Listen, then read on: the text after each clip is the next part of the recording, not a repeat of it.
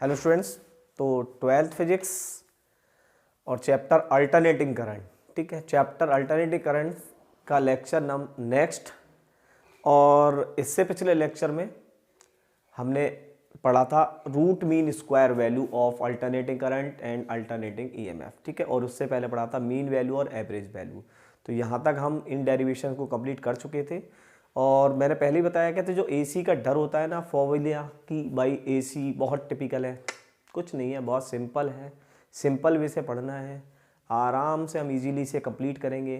तो यहाँ तक हम कंप्लीट कर चुके हैं और आज हम इसके आगे के पार्ट्स पढ़ेंगे जिसमें हम पढ़ेंगे प्योरली रेजिस्टिव सर्किट, यानी एक सर्किट होगा जिसमें केवल एक रेजिस्टेंस होगा। तो वहाँ पर हम करंट और ईएमएफ के बाद फाइंड करेंगे और उनका फेज डिफरेंस देखेंगे, करंट और ईएमएफ कहाँ चलते हैं, किसमें कितना डिफरेंस है, कितने एंगल भी है, आगे पीछे चलते हैं, सेम चलते हैं। उसी के साथ ही साथ हम पढ़ेंगे इंडक्टिव और कैपेसिटिव सर्किट, ठीक है। तो ये बहुत ही इंपॉर्टेंट टर्म्स है क्योंकि पहले हम सिंगल सिंगल पढ़ेंगे, यानी प्योरली रेजिस्टिव, प्योरली इंडक्टिव और प्योरली कैपेसिटिव। उसके बाद हम फिर इन्हें कॉम्बिनेशन से पढ़ेंगे और बाद में हम इन्हें फिर मिक्स कर पढ़ेंगे जिसको हम बोलते हैं एलसीआर सर्किट, ठीक है। एक बहुत ही इंपॉर्टेंट टर्म्स होने वाले हैं हमारे। तो ये यहाँ से बेसिक है और हमें बिल्कुल समझकर चलना है कि सिंगल टर्म्स होते हैं तो क्या होना है, क्योंकि वही यूज होंगे डबल्स में और वही ट्रिपल में यूज होंगे। तो सिंगल के अगर हम समझ में आते हैं तो वो सभी टर्म्स हमारे क्लियर हो जाएंगे। तो बहुत ही बेसिक के साथ हम स्टार्ट करते हैं आज का लेक्चर। और आपका है आज सबसे पहला टर्म्स प्योरली रेजिस्टिव सर्किट, ठीक है। तो स्टार्ट करते हैं प्योरली रेजिस्टिव सर्किट।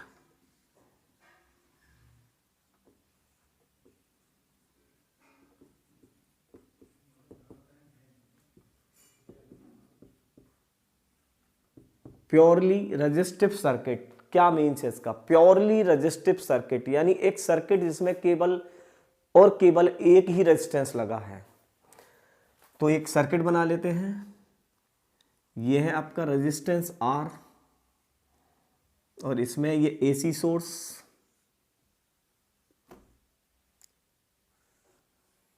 ठीक है, ये एसी सोर्स हो गई। अच्छा, ये एसी सोर्स है, इसका अगर हम EF लिखें तो क्या लिख सकते हैं? E is equal to E not sine omega T, E not sine omega t. अच्छा, इसमें अब आई करंट फ्लो होगा, ठीक है। तो अगर हम इस सर्किट का पोटेंशियल फाइंड करें तो पोटेंशियल फाइंड कर सकते हैं हम, ठीक है। तो पोटेंशियल कैसे लिखेंगे? E माइनस, माइनस क्यों? क्योंकि आई आर, आर है समझ में, यहां से प्लस यहां से माइनस, भाई KVL की तरह चलना है। तो ऐसे क्लोज में लिया तो ये क्या हो जाएगा? E minus I R is equal to 0 लिख सकते हैं। E minus I R is equal to 0। So E is equal to I R, E is equal to I R. So I is equal to E by R और E के place पर हम रख सकते हैं E naught sine omega T upon R. E naught upon R क्या होता है? क्या आई नोट होती है पीक वैल्यू? पढ़ा है हमने। I is equal to E by R, E not by R, यानी I not is equal to E not by R. तो it means I is equal to I not sine omega T. यानी हमने EMF की equation से I की equation find कर ली। हमें बस यही फाइंड करना होता है कि E को लेके हैं और I को लेकर चलते हैं और इनमें देखते हैं कि इनका फेज डिफरेंस कितना है। फेज क्या होता है? फेज हमें समझ में आ रहा है, this is the phase, equation है। तो E किस में है? ओमेगा टी में। I भी किस में है? ओमेगा टी में। क्या इन दोनों के बीच में कोई फेज डिफरेंस है? इन दोनों के बीच में कोई फेज डिफरेंस नहीं है। फेज डिफरेंस को अगर हम देखें तो निकाल से कैसे हैं फेज डिफरेंस? फेज डिफरेंस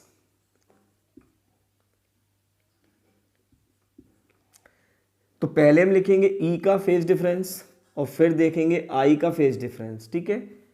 तो E का फेज डिफरेंस कितना है? Omega T. I का फेज डिफरेंस कितना है? Omega T. तो omega T minus omega T that is phase difference is 0, यानी दोनों के बीच में कोई फेज का डिफरेंस नहीं है। इसका मतलब है जो आई है वो ई के ही फेज में है, यानी जैसे ई चलेगा उसी फेज में आई चलेगा। तो आई और ई में कोई भी फेज डिफरेंस नहीं है, यहाँ पर जिस फेज में ई है उसी में आई है। ठीक है, तो ये एक सिंपल डायग्राम हो गया। हम इसका एक और डायग्राम बनाकर देख सकते हैं। तो आई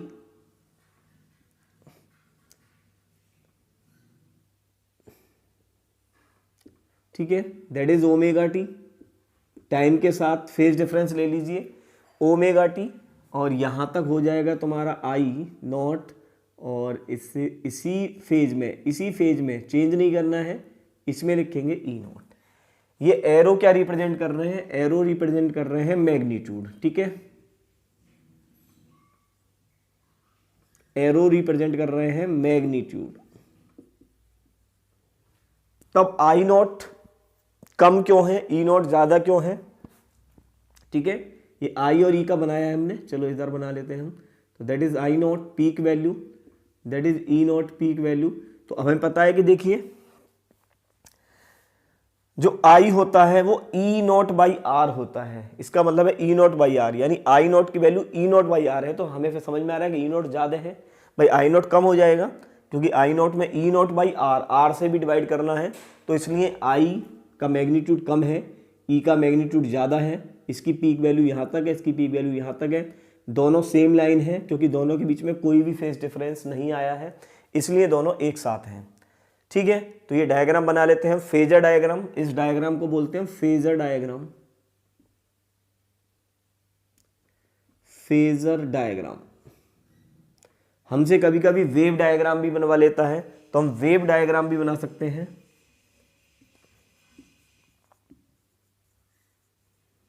यानी वेव के टर्म्स में हमें ई और आई दोनों को बनाना है। तो देखिए इसे बना लेते हैं हम, ये वेव, ये हमारी वेव आ गई ई नॉट की, और आई नॉट की भी। क्या उनके बीच में कोई फेज डिफरेंस है? फेज डिफरेंस नहीं है, तो यहीं से स्टार्ट करेंगे,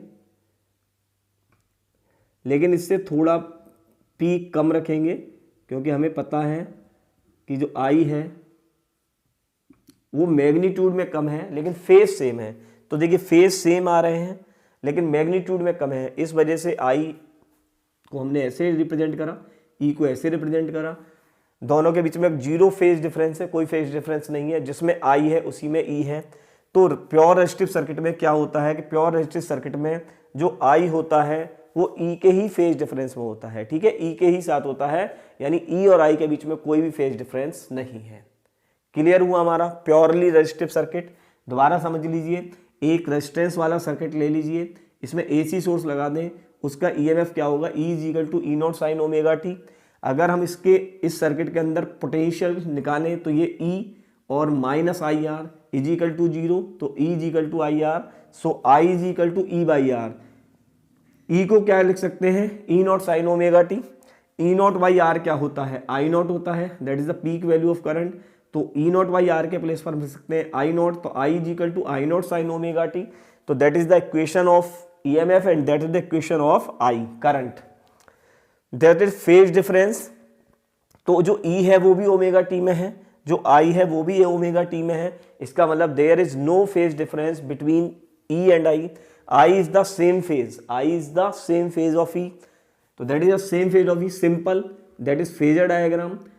टाइम से ओमेगा टी में ही आई है और ई में ही, और जो ई है वो भी इसी ओमेगा टी में ही है, बस मैग्नीट्यूड में कम है, क्योंकि मैग्नीट्यूड में हमें समझ में आ रहा है कि I is equal to E not by R. ठीक है, I is equal to E not by R है। ये इसका वेव डायग्राम है। Everything is clear? Purely resistive circuit. चलिए इसके बाद पढ़ते हैं हम प्योरली इंडक्टिव सर्किट। ठीक है, इंडक्टिव सर्किट जिसमें एक इंडक्शन कॉइल होगी। तब आई और ई को देखते हैं कि उनमें फेज डिफरेंस क्या होता है। सिंगल में हमें पहले यही समझना है कि फेज डिफरेंस क्या है इनके बीच में, ई और आई के बीच में, जब रेजिस्टिव सर्किट होता है, जब इंडक्टिव सर्किट होता है, और जब कैपेसिटिव होता है।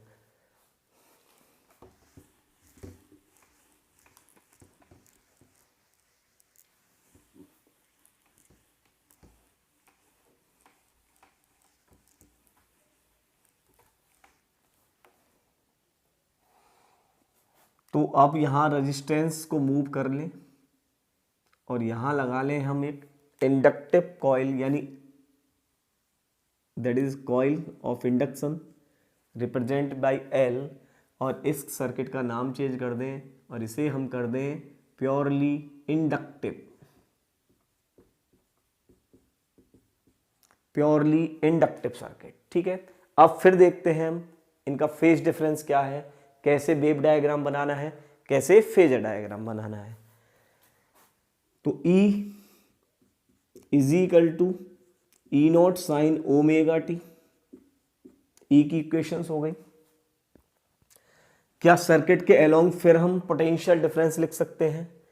तो यहां से चलेंगे E और इसके अलोंग क्या होगा आपको पता है, इसका ईएमएफ हमने निकाला है इंडक्टिव कॉइल का, याद हो आपको, L D I by D T, L D I by D T is equal to 0। तो हम लिख सकते हैं E is equal to L D I by D T is equal to 0 हो गया, एल को इधर लिया है तो L D I by D T. तो D I by D T is equal to E by L D T लिख सकते हैं, D I is equal to E by L D T, और ई को लिख सकते हैं E not sine omega T upon L, ठीक है, इंटू डी टी, आ गया सर में, ई को लिख दिया E not sine omega T, D T आ ही रहा है हमारा। क्या हम आई निकालना है तो क्या हम यहां से इंटीग्रेशन कर दें, तो हम यहां से कर देते हैं इसका इंटीग्रेशन। तो डी आई का इंटीग्रेशन क्या होगा, आई, डी आई का integration I E not by L, outside integration होना है केवल sine omega T D T. तो हम लिख सकते हैं I is equal to E not by L, sine omega T का इंटीग्रेशन क्या होता है, minus cos omega T upon omega, minus cos omega T upon omega, this is the integration. तो I is equal to minus E not upon omega L cos omega T. ये जो omega L है ये, ठीक है, ये इसको बोल सकते हैं हम, ये इंडक्टिव रिएक्टेंस, यानी एक बिल्कुल ये रेजिस्टेंस की ही तरह है, ठीक है, ये रेजिस्टेंस की ही तरह है, यानी हम बोल सकते हैं कि जो ओमेगा एल है इसको हम लिख सकते हैं एक्स एल, ठीक है, ये है क्या, ये पूरे एक रेजिस्टेंस की तरह है, इसको बोल देते हैं हम इंडक्टिव, ठीक है, इसको क्या बोलते हैं हम, inductive reactance, inductive reactance.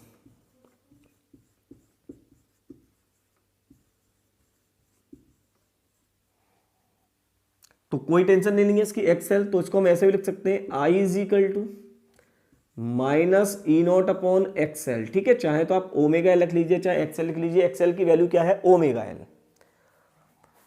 Cos omega T.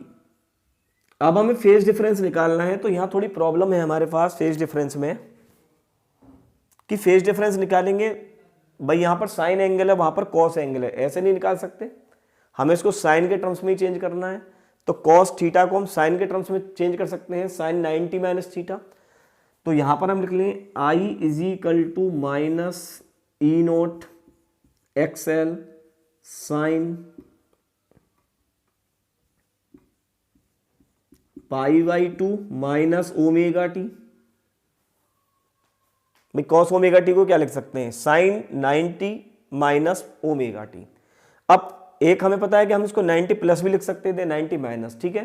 तो अभी उसके लिए हमें समझना है कि ओमेगा टी पॉजिटिव आना चाहिए, ओमेगा टी पॉजिटिव आना चाहिए। अब ओमेगा टी को पॉजिटिव लाना है, देखिए तो अगर हम इसको पॉजिटिव लिखते हैं तो माइनस नेगेटिव मल्टीप्लाई करने पर ये नेगेटिव हो जाएगा, हमें इसको लाना है। अब इस नेगेटिव की मल्टीप्लाई करेंगे तो पॉजिटिव हो जाएगा, तो आई की वैल्यू हो जाएगी हमारी यहाँ पर E not upon X L sine omega T minus pi by 2।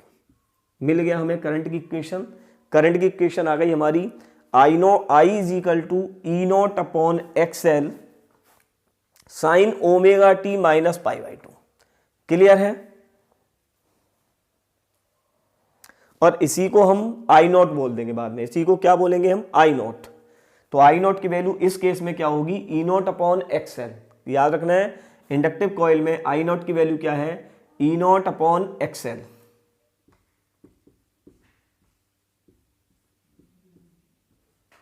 ठीक है, तो इसको हम लिख देंगे I is equal to I not sine omega T minus pi by two. I is equal to I not sine omega T minus pi by two. EMF का phase क्या है, ओमेगा टी। करंट का phase क्या है, omega T minus pi by two. तो क्या अब इनमें फेज डिफरेंस है, हाँ इनमें फेज डिफरेंस है। इससे पहले हमने रेजिस्टेंस का करा था तो इसका भी ओमेगा टी आया था, उसका भी ओमेगा टी आया था, तो उनमें कोई फेज डिफरेंस नहीं था। यहां पर दोनों में फेज डिफरेंस है, तो यहां पर हम फेज डिफरेंस फाइंड कर सकते हैं।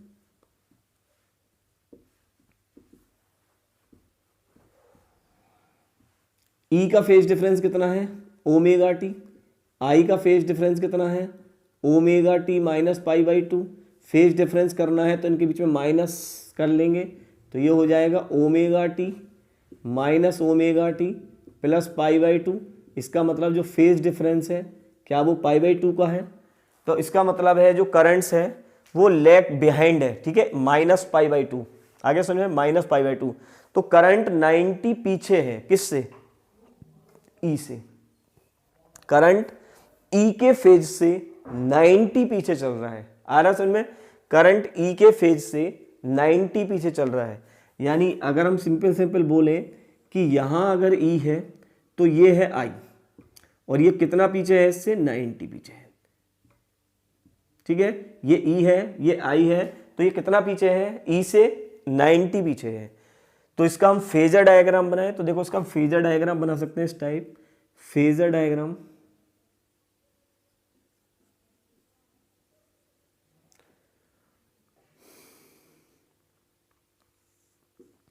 टाइम के रेस्पेक्ट में ओमेगा टी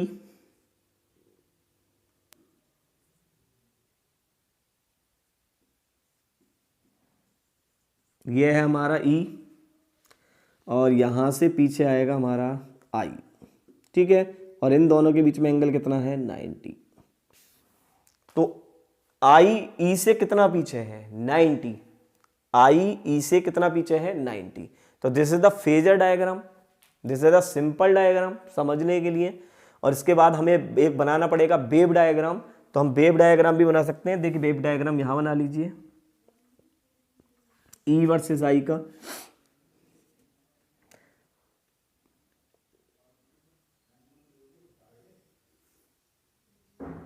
ये ई का मान लीजिए, ई का है। अब अगर ई 0 पर है तो आई कितने पर होगा, -90। भाई आई को पीछे चलना है 90, तो आई कितने पर चलेगा, -90, यानी आई को यहां से चलाएंगे हम।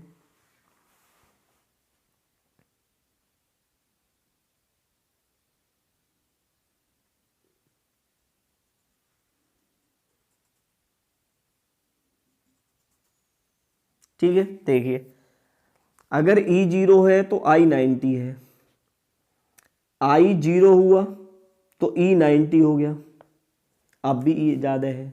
ठीक है, यहां पर देखेंगे,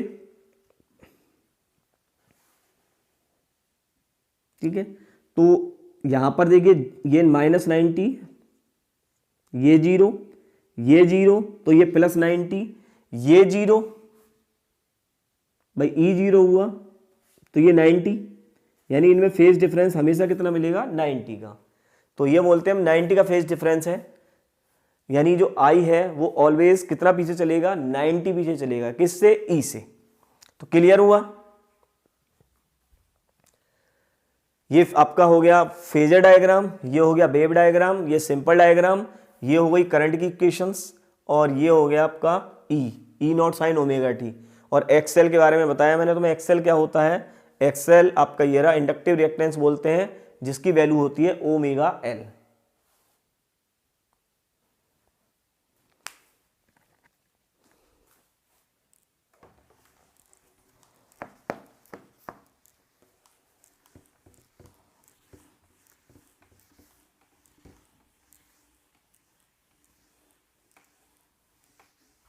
तो यहाँ पर एक क्वेश्चन कर लेते हैं पहले हम, ताकि ये कंसेप्ट आपका क्लियर हो जाए कि न्यूमेरिकल्स कैसे आ सकते हैं इस पर। ये सपोज कीजिए इंडक्टिव कॉइल है, ये है हमारी एसी सोर्स, इसकी वैल्यू मान लेते हैं 2 हेनरी, और हमें ई की इक्वेशन दे दी इस बार 20 साइन,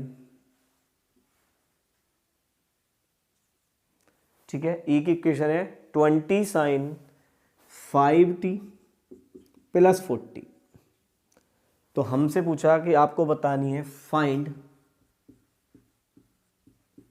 द इक्वेशन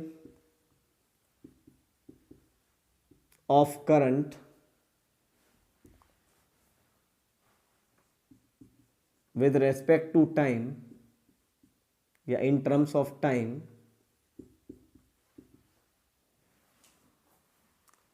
ठीक है। तो हमें करंट की इक्वेशन निकालनी है, तो कैसे निकाल सकते हैं हम? देखिए हमें इक्वेशन पता है ई की, E is equal to 20 sine 5t plus 40।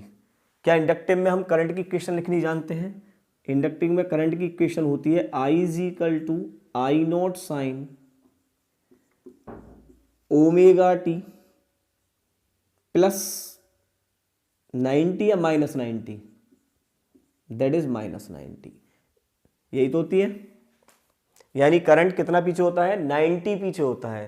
तो इसका मतलब है हम इस इक्वेशन को फटाक से लिख सकते हैं ऐसे ही, E not sine 5t plus 40 minus 90। भाई करंट कितना पीछे होता है? ई से 90 पीछे होता है, तो इसको 90 पीछे कर दें, तो आई की इक्वेशन हो गई हमारी I not sine 5t minus 50। This is the equation of current. अब हमें क्या आई नॉट की वैल्यू निकालनी है? तो आई नॉट की वैल्यू मैंने बताई थी आपको, आई नॉट की वैल्यू क्या होती है यहाँ? आई नॉट की वैल्यू होती है ई नॉट अपॉन एक्सएल, या फिर आई नॉट की वैल्यू होती है E not upon omega L, यही बताई थी। तो इसको हम लिख सकते हैं I not is equal to E not की वैल्यू 20, ओमेगा 5, और एल कितना है 2। तो आई नॉट की वैल्यू हो गई 10 2 यानी 2। तो इसका मतलब है आई की इक्वेशन क्या बनेगी? हम 2 साइन 5t माइनस 50। तो I is equal to 2 sine 5t minus 50। Clear हुआ? अब यहां से कभी कभी आरएमएस वैल्यू भी निकलवा लेता है, तो आई आरएमएस हम निकालनी जानते हैं यहां से। I R M S is equal to क्या होता है? I naught upon √2। तो आई नॉट की वैल्यू 2 और दैट इज √2, इसका मतलब 1 upon √2, oh sorry 2 upon √2, that is √2, that is √2 का मतलब 1.414। सिंपल। तो क्वेश्चंस न्यूमेरिकल बहुत सिंपल है। आपको ई की इक्वेशन दे, ई की इक्वेशन देकर आई की इक्वेशन पूछ सकता है, या आई की इक्वेशन देकर ई की इक्वेशन पूछ सकता है। अगर ई की देकर आई की पूछेगा तो आपको 90 बिहाइंड करना है, और अगर आई की दे और ई की पूछे तो आपको समझ में आ रहा है आपको 90 फिर आगे जाना है। भाई 90 अहेड होता है ई। तो सिंपल सा कंसेप्ट है, ठीक है। टाइम पास क्वेश्चन हम नहीं करते, आप कर सकते हो इन कंसेप्टों को। फिर भी आप न्यूमेरिकल सोल्व कीजिए, वहां आपको डाउट लगता है तो हमें बताइए। क्लियर हुआ कंसेप्ट? इसके बाद हम इसका एक थर्ड सर्किट और कर लेते हैं कंप्लीट, ताकि ये आपका एलसीआर तक बिना डाउट किए, ठीक है, कोई भी डाउट होगा ही नहीं, और वहां से सभी क्वेश्चनों को आप इजीली सोल्व कर सकते हैं। चलिए थर्ड बना लेते हैं हम प्योरली कैपेसिटिव।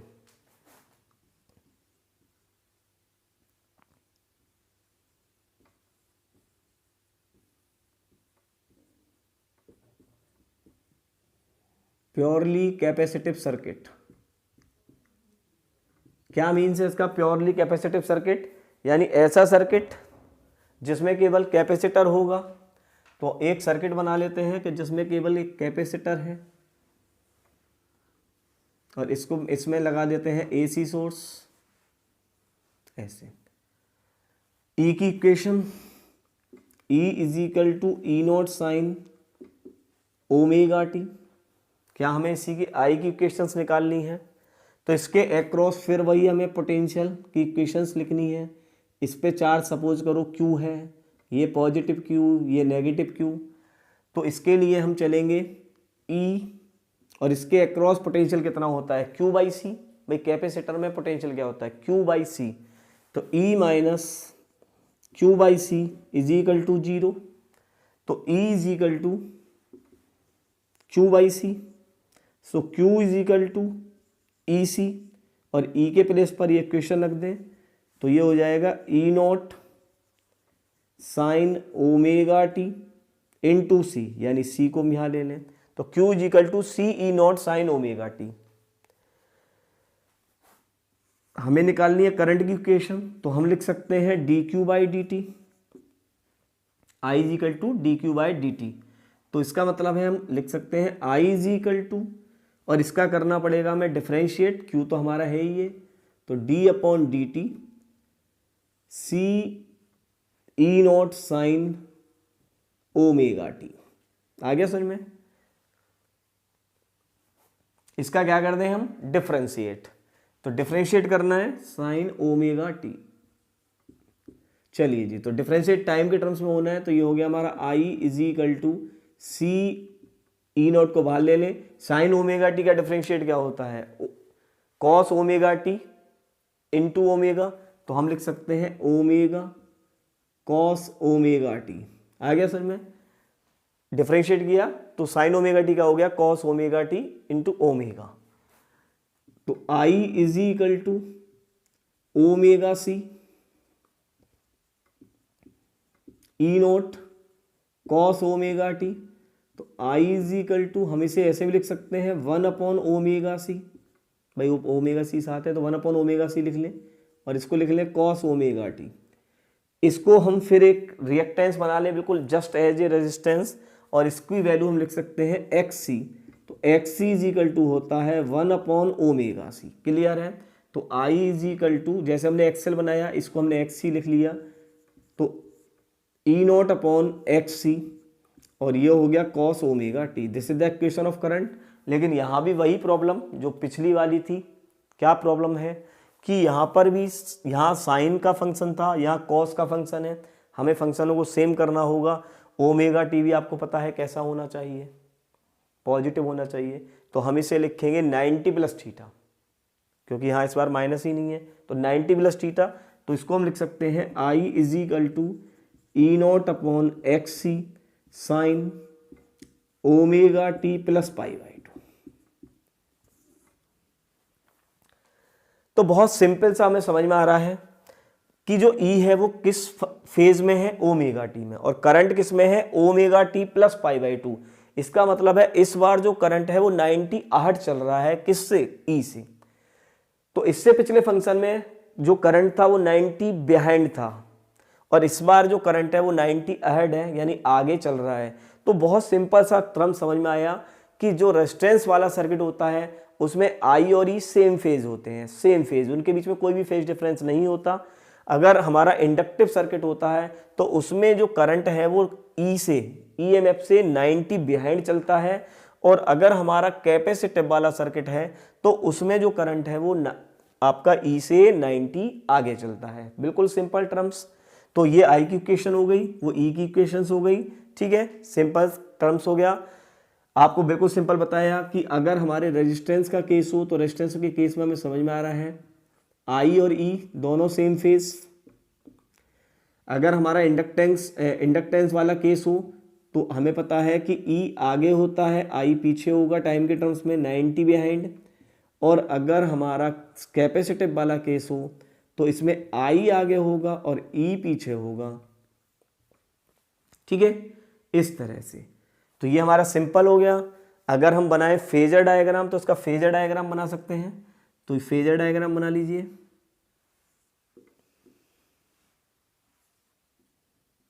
ये है आपका ई, एंगल है टाइम के साथ ओमेगा टी, और इससे 90 अहेड, ठीक है, ये आई की इक्वेशन हो गई, और यहां से जो एंगल कितना आगे हो गया, 90 आगे हो गया, ठीक है। तो ये इसका फेजर डायग्राम है, वो इसका सिंपल डायग्राम है। वेव डायग्राम भी बना लीजिए, वेव डायग्राम बिल्कुल जस्ट उसका अपोजिट कर दिए।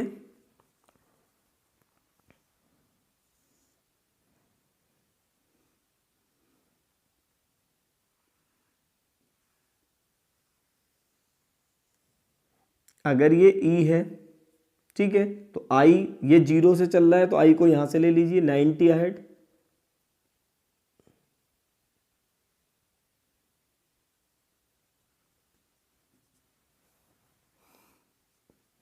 भाई ई 0 है तो आई 90 हो गया, आ गया समझ में। जहां पर ई 0 हो गया वहां आई 90, तो उसको हम 90 आगे रखना है बस करंट को हमेशा। तो simple simple that is the simple diagram, that is the phasor diagram. और याद करने वाला टर्म्स कौन सा हो गया कि इन रेजिस्टेंस में क्या होता है, सेम आई और ई सेम फेज, इंडक्टिव वाले में करंट 90 लैग्स बिहाइंड, कैपेसिटिव में करंट्स अहेड 90। क्लियर। एक न्यूमेरिकल्स यहाँ भी कर लेते हैं ताकि ये पूरा कंसेप्ट आपका क्लियर हो जाए। बस केवल आपको यही याद रखना है कि आई और ई का फेज डिफरेंस तीनों में क्या क्या होता है और इक्वेशंस क्या बनेगी। इसमें इक्वेशन बनेगी आई जी equal to E not X C sine omega T plus pi by 2।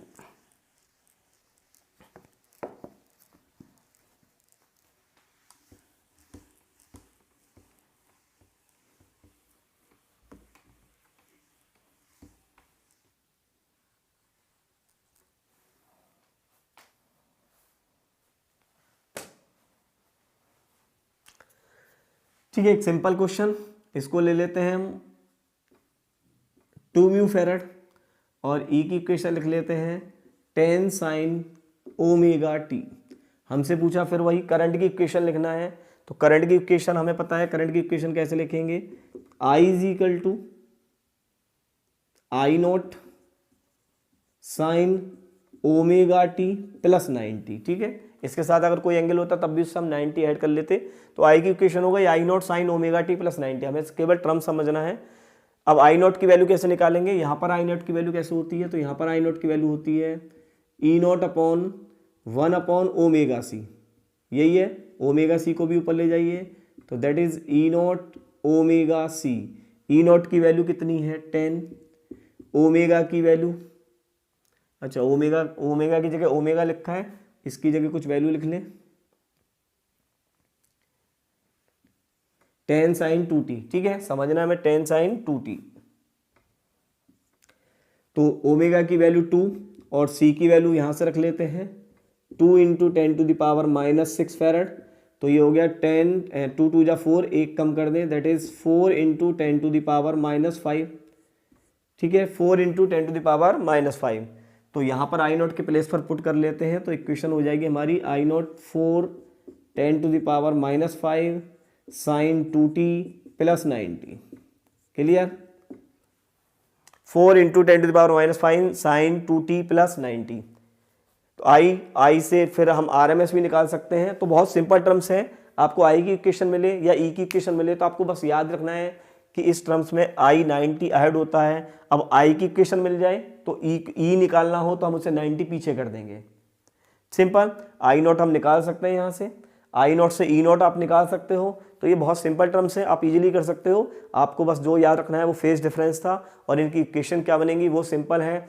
अगर रेजिस्टेंस हो, फिर दोबारा आता है, रेजिस्टेंस हो तो सेम फेज है दोनों, और अगर इंडक्टेंस हो तो करंट 90 बिहाइंड चलेगा, और कैपेसिटिव हो तो करंट 90 अहेड चलेगा। इक्वेशन किसी की मिल जाए, आई की मिल जाए, ई की मिल जाए, आप इजीली सोल्व कर सकते हैं। ई नॉट आई नॉट भी निकाल सकते हैं।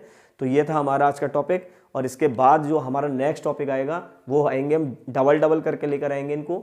यानी डबल का मतलब होता है जब एक सर्किट में ये दो होंगे, यानी LC हो सकता है, RC होगा, दोनों को लगा कर देखेंगे तब उनका फेज डिफरेंस फिर फाइंड करेंगे, इक्वेशन बनाएंगे।